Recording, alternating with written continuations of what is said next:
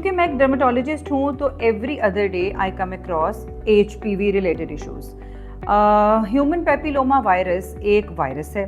इसकी बहुत सारी किस्में होती हैं, तकरीबन 100 से ज़्यादा किस्में इसकी आइडेंटिफाई हो चुकी हैं माइनर DNA डिफरेंसेस के साथ। लेकिन कुछ इसकी जो इकसाम है वो बहुत ख़तरनाक हैं, जैसे कि ह्यूमन पेपिलोमा वायरस 16 और 18।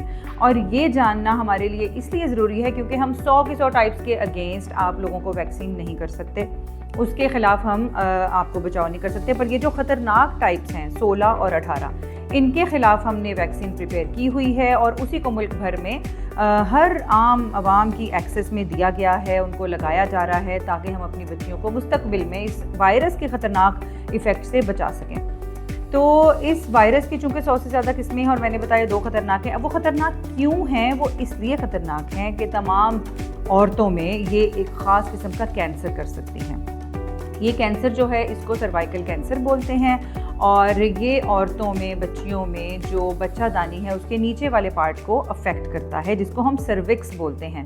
The part is called cervix and the cancer is called cervical cancer.